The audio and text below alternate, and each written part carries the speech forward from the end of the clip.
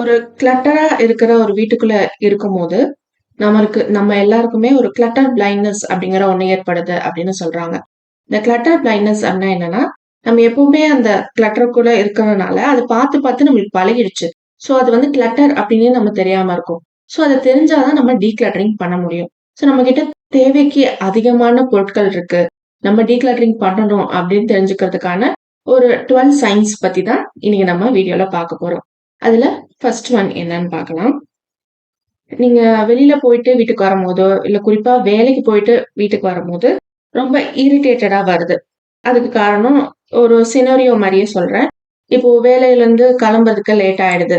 So அதுவே பாதி டென்ஷனா இருக்கும். வீட்டுக்கு வந்தோனே குழந்தைங்களோட ஹோம் ஒர்க் இருக்கும். அதுக்கப்புறமா சாப்பாடு செய்யணும்னு இருக்கும். சரி சாப்பாடு செய்ய முடியல. வெளியிலருந்து வாங்கிட்டு வந்துரலாம். ஆல்ரெடி ஏகப்பட்ட ஒர்க் இருக்குன்னு இருக்கும். வீடு ஃபுல்லா பிரிச்சு கிடக்கும். துணி மடிக்காம இருக்கும். எல்லாம் கலைஞ்சு கிடக்கும். டாய்ஸ் எல்லாம் எல்லா இடத்துலயும் இருக்கும். கிச்சன் கேட்டுக்கவே வேணாம். காலையில இருந்த பாத்திரத்துல இருந்து எல்லாம் ஒவ்வொரு இடத்துல இருக்கும். குறிப்பா உங்க ஹஸ்பண்ட் கூடயோ, இல்ல உங்க ஒய்ஃப் கூடயோ நெறைய சண்டை வரும்.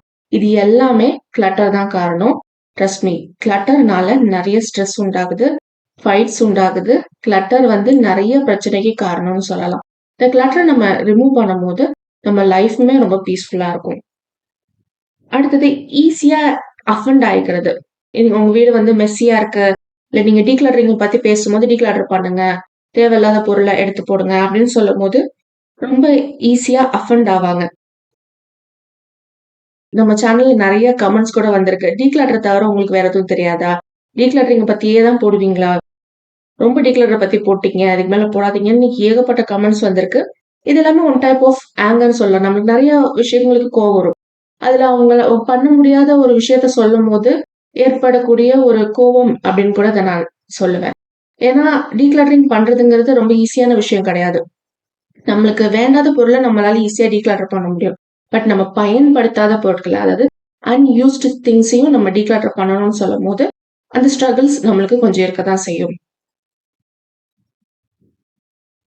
அடுத்தது கான்ஸ்டன்ட்டா எப்பவுமே வீட கிளீன் பண்ணிக்கிட்டே இருக்கிற மாரியும், எப்பவுமே ஏதாவது எடுத்து வச்சுக்கிட்டே இருக்கிற மாரியும் நம்மளுக்கு ஃபீல் ஆகுது.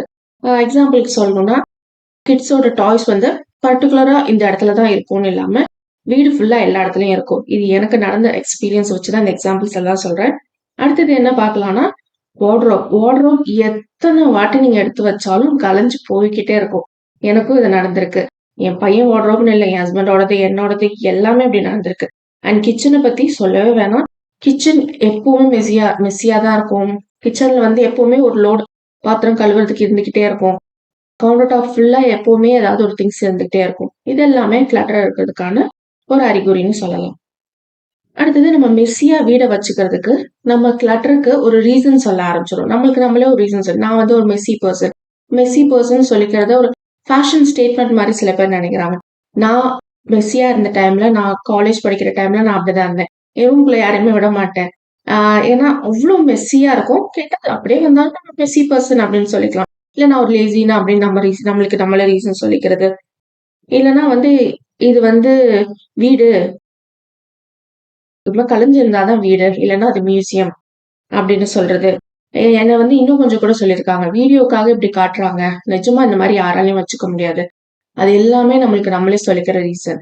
நம்ம டீக்ளட்டர் பண்றோம். நம்ம பயன்படுத்தாத பொருட்கள நம்ம ரிமூவ் பண்ணாலே வீட எப்பவுமே நீட்டா வச்சுக்க முடியும். அடுத்தது காலையில எந்திரிச்சோன உங்களுக்கு ஒரு கிளீனிங் ஒர்க் இல்லன்னா டைடியிங் அப், கலைஞ்சிருக்க பொருள் எடுத்து வைக்கிறது. இந்த மாதிரியான ஒர்க்ஸ் இருக்கிறது. இதுக்கு சில ரீசன்ஸ் என்ன சொல்வாங்கன்னா, காலைல சீக்கிரம் எந்திரிச்சு வேலை பார்த்தா முடிய போகுது அப்படின்னு ரொம்ப ஈஸியா அந்த பெரியவங்களோ, இல்ல வேற யாராவது சொல்வாங்க. பட் இந்த கால சூழ்நிலையில நைட் யாரும் 9 மணிக்கு படுக்கறதில்ல. நான் வந்து சின்ன பிள்ளையில இருக்கும்போது, 9 மணிக்கெல்லாம் நாங்க லைட்லாம் ஆஃப் பண்ணிட்டு படுக்க சொல்லிடுவாங்க. பட் இப்ப யாராவது படுக்குறோமா? எங்க வீட்லயே நாங்க படுக்கிறதுக்கு 11 மணி ஆகுது. ஸோ இந்த டைம்ல சீக்கிரம் எந்திரிச்சு பண்றது கொஞ்சம் டிஃபிகல்ட்டான விஷயம். அதுவும் காலையில எந்திரிச்சு ஒரு 6 மணிக்கு எந்திரிக்கணும்னா, எந்திரிச்சோனே கிளீன் பண்ணிட்டு, அதுக்கப்புறமா வேலைக்கு போறதெல்லாம் இருக்கும். பெரியவங்க அந்த காலத்துல பண்ணாங்கன்னா, அந்த காலத்துல லேடீஸ் வீட்ல இருந்தாங்க. பட் இப்ப இருக்க நெறைய பேர் வேலைக்கு போறாங்க. அண்ட் ஹோம் மேக்கராவே இருந்தாலும், எந்நேரமும் வேலை பார்த்துக்கிட்டே இருக்க முடியாது. அடுத்தது வீட்டுக்கு யாராவது கெஸ்ட் சொல்லாம கொள்ளாம வந்துட்டாங்கன்னா, நம்மளுக்கு பயங்கர டென்ஷன் ஆகும், இரிட்டேட் ஆகும். எல்லாம் கலைஞ்சு கிடக்குது. அப்பதான் வீட்ல வந்து என்னென்னலாம் கலைஞ்சு கிடக்குது, எது எதெல்லாம் எடுத்து எங்கெங்க வைக்கணும், எத எடுத்து எதுக்குள்ள சொருகலாம் அந்த மாதிரிலாம் நம்மளுக்கு தோணும். இது எல்லாமே வந்துட்டு கிளட்டர் இருக்கிறதுக்கான இன்னொரு சைன் தான். நம்மளுக்கு அத எடுத்து வைக்கிறதுக்கே நம்மளுக்கு வந்து ரொம்ப டென்ஷன் ஆகும். நான் இதுக்கு முன்னாடி சொன்ன மாரி என் வீட்டுக்கு யாராவது வராங்கன்னா, என்னோட ரூமுக்கு வந்து யாரையுமே நான் விட மாட்டேன். நான் காலேஜ் படிச்சிருந்த டைம்ல என் ரூம் அவ்ளோ மெஸ்ஸியா இருக்கும். என்னோட அக்கா வந்து எப்பவுமே சொல்லிட்டு இருப்பா, "ரூம் அவ்ளோ மெஸ்ஸியா இருக்கு. கிளீன் பண்ணா தான் என்னவான்னு." பட் பரவால்ல அப்படிதான் நான் வச்சுப்பேங்கிற மாரி வச்சிருப்பேன். ஏன்னா யாரையுமே அதுக்குள்ள நான் விட மாட்டேன். ஸோ திடீர்னு யாராவது வரும்போது தான் நம்மளுக்கு வந்து இந்த டென்ஷன், அந்த இரிட்டேஷன் இதெல்லாம் ரொம்ப ஜாஸ்தியாகும். அடுத்து உங்க வீட்ல இருக்க எல்லா கபோர்ட்ஸ், ஷெல்ஃப்ஸ் எல்லாமே ஃபுல்லா இருக்கும். எதுலயுமே ஸ்பேஸ் இருக்காது. எக்ஸாம்பிளுக்கு சொல்லணும் அப்டின்னா, அ இது வந்து நம்ம ஏதாவது புதுசா ஒரு பொருள் வாங்கிட்டு வரோம்னா, அது வைக்கிறதுக்கு கண்டிப்பா நம்ம வீட்ல இடம் இருக்காது. ஸோ அந்த டைம்ல நம்ம என்ன பண்ணுவோம்னா, கிளட்டர் ஷஃப்லிங் அப்டிங்கிற ஒண்ணு பண்ணுவோம். இந்த கிளட்டர் ஷஃப்லிங் அப்டிங்கிறது என்னன்னா, அ ஒரு பொருள எடுத்து அதாவது கிளட்டர்ங்கிறது நம்ம யூஸ் பண்ணாத பொருளும் கிளட்டர். நம்மளுக்கு தேவையில்லாதது, உடைஞ்சு போனது மட்டும் இல்ல. நம்ம பயன்படுத்தாததும் கிளட்டர் தான். அந்த கிளட்டர எடுத்து இன்னொரு இடத்துல சொருகி வச்சுட்டு, இந்த இடத்துல நம்ம புதுசா வாங்குன பொருள வைக்கிறது. இதுக்கு பேர் தான் கிளட்டர் ஷஃப்லிங். இந்த கிளட்டர் ஷஃப்லிங் தான் நம்ம பண்ணிட்டே இருப்போமே தவிர, டீக்ளட்டரிங் வேண்டாதத நம்ம வேற யாருக்காவது டொனேட் பண்ணலாம். இல்ல எடைக்கு போடலாம். அந்த மாரி நம்ம யூஸ் பண்ணா யோசிக்காம இருக்கிறது. அடுத்தது கான்ஸ்டன்ட்டா எதையாவது சர்ச் பண்ணிக்கிட்டே இருப்பீங்க. அதுவும் முக்கியமா வெளியில கிளம்புன நேரத்துல. இது எங்க வீட்ல 1 வருஷம் முன்னாடி வரைக்கும் அதிகமா நடக்கும். எனக்கும் என் ஹஸ்பண்டுக்கும் கல்யாணம் ஆகி 6 இயர்ஸ் ஆச்சு. ஸோ 1 இயர் முன்னாடி வரைக்கும்னா 5 இயர்ஸ்ன்னு வச்சுப்போம். 5 இயர்ஸுமே நாங்க எப்பலாம் வெளில கிளம்புறோமோ, அப்பலாம் வந்து என் ஹஸ்பண்ட் வந்து வீட்ல கீ தேடுவாரு. ஒண்ணு கார் கீ இருக்காது, இல்ல 2 வீலர் கீ இருக்காது, இல்ல வீட்டோட சாவி எங்க இருக்கா, எங்க இருக்குன்னே தெரியாது. இது வந்து ஒரு ஸ்டேஜ்ல எனக்கு பழகிடுச்சு. சரி அவர் மேல தான் தப்புன்னே நான் நினைக்க ஆரம்பிச்சேன். பட் இந்த 1 இயர்ல என்னால டிஃபரன்ஸ் நெறையவே பார்க்க முடியுது. எங்க கீ எங்கேயுமே மிஸ் ஆறதில்ல. எங்கேயுமே தொலையறதில்ல. ஏன்னா கிளட்டர் கம்மியா இருக்கு. எல்லா பொருளும் எங்க இருக்குன்னு எங்களுக்கு தெரியும். நம்ம வீட்ல இருக்க பொருள் எங்க இருக்குன்னு நம்மளுக்கே தெரியலன்னா, நம்ம வந்துட்டு கண்டிப்பா டிக்ளட்டர் பண்ணணும்னு அர்த்தம். இப்போ நீங்க வேலைக்கு போறீங்கன்னா, 1 டேல தான் நம்ம வந்துட்டு வீட கிளீன் பண்ற மாரி இருக்கும். அப்படி இருக்குன்னா, 1 டே ஃபுல்லா கிளீன் பண்றதுக்கு நீங்க எடுத்துக்கிறீங்கன்னா, உங்க வீட்ல கிளட்டர்ஸ் நெறையா இருக்கு. நீங்க பயன்படுத்தாத, தேவையில்லாத பொருட்கள் நெறையா வச்சிருக்கீங்க அப்படின்னு அர்த்தம். ரூல் மாரி சொல்லணும்னா, ஒரு 5 மினிட் ரூல் அப்படின்னு சொல்லலாம். ஒரு ரூமுக்கு ஒரு 5 மினிட்ஸ். அந்த 5 மினிட்ஸ்ல நீங்க உங்களால டைடி அப் பண்ண முடியணும். அது கிச்சனா இருக்கலாம், ஹாலா இருக்கலாம், இல்ல வந்து பெட்ரூம்ஸா இருக்கலாம். எதுவா இருந்தாலும் அந்த இடத்த 5 நிமிஷத்துல உங்களால டைடி அப் அதாவது கலைஞ்சிருக்க பொருள் எல்லாத்தையும் அதோட பிளேஸ்ல எடுத்து வைக்கிறதுக்கு உங்களுக்கு 5 நிமிஷத்துக்கு மேல ஆகக்கூடாது. இந்த மாரி இருந்ததுன்னா, உங்க வீட்ல கிளட்டர் கம்மியா இருக்குன்னு நீங்களே சொல்லிக்கலாம். ஸோ அந்த மாரி இருக்குதா அப்படின்னு பாருங்க. அப்படி இல்லன்னா, நீங்க தேவையில்லாத பொருட்கள குறைக்கணும், டீக்ளட்டர் பண்ணணும்னு அர்த்தம். அடுத்தது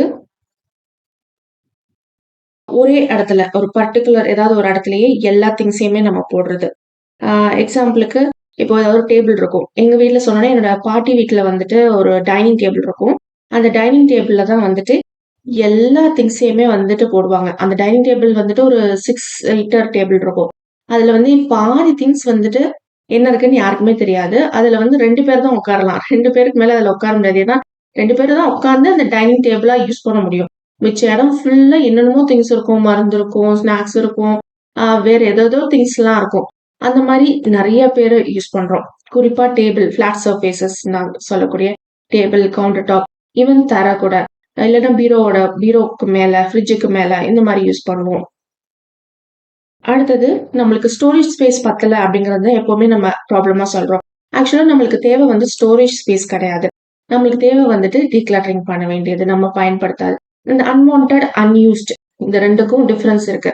அன்யூஸ்டுங்கிறது நம்ம பயன்படுத்தாதது. அன்வான்டட்ங்கிறது நம்மளுக்கு தேவையில்லாதது. இது 2யுமே நம்ம டீக்ளட்டர் பண்ணணும். இந்த மாரி பண்ணாதபோது நம்மளுக்கு ஸ்டோரேஜ் வந்து நெறைய தேவைப்படும். அந்த டைம்ல உங்களுக்கு எப்படின்னு தெரியல. எனக்கு இந்த பெட்டுக்கு கீழ வேக்கம் பண்றது பிடிக்காத வேலை. ரொம்ப டஸ்ட் சேர்ந்துட்டே இருக்கக்கூடிய ஒரு இடம். அந்த இடத்துல வந்துட்டு நம்ம அதுக்கு பதிலா அண்டர் பெட் ஸ்டோரேஜ் அப்படின்னு சொல்லிட்டு இப்ப வருது இல்லையா? அந்த மாரி பெட் வாங்கிக்கலாம், காட் வாங்கலாம் அப்படின்னு நம்ம நெனைப்போம். ஏன்னா, அப்ப அதுல நெறைய ஸ்பேஸ் கிடைக்கும். அதுல ஸ்டோரேஜ் பண்ணிக்கலாம் அப்படின்னு நீங்க யோசிக்கிறீங்கன்னா, அதுவும் வந்துட்டு கிளட்டருக்கான ஒரு சைன்னு சொல்லலாம். அண்ட் கடைசி ஒன் பார்த்தீங்கன்னா, நீங்க வந்து கிளம்புறதுக்கு, ரெடி ஆறதுக்கு ரொம்ப டைம் எடுத்துக்கிறது. இல்லன்னா வந்துட்டு காலைல ஒரு ஊருக்கு போறீங்கன்னா, பேக் பண்றதுக்கு டைம் எடுத்துக்கிறது அப்படின்னு இருக்கலாம். நம்ம எப்பவுமே காலையில எந்திரிச்சு தேட ஆரம்பிச்சோம், இல்ல என்ன ட்ரெஸ் போடுறதுன்னு யோசிக்க ஆரம்பிக்கிறோம் அப்படின்னாலே, நம்மகிட்ட தேவைக்கு அதிகமான ட்ரெஸ் இருக்குன்னு தான் அர்த்தம். என்னோட பீரோ இப்போ தொறந்தேன்னா, என்னோட வார்ட்ரோப்ல எல்லாமே எனக்கு புடிச்ச ட்ரெஸ். எல்லாமே எனக்கு பத்தக்கூடிய ட்ரெஸ். ஸோ ஈஸியா என்னால கெளம்ப முடியும். அந்த மாரி இல்லன்னா உங்ககிட்ட கிளட்டர் அதிகமா இருக்குன்னு அர்த்தம். ஸோ கிளட்டர் குறைக்கிறதுனால நெறைய பெனிஃபிட்ஸ் இருக்கு. ஸோ கண்டிப்பா டீக்ளட்டரிங் பண்ணுங்க. இந்த வீடியோ புடிச்சிருந்தா லைக் பண்ணுங்க. மறந்துடாம நம்ம சேனலுக்கு சப்ஸ்கிரைப் பண்ணுங்க. Thank you so much for வாட்சிங்.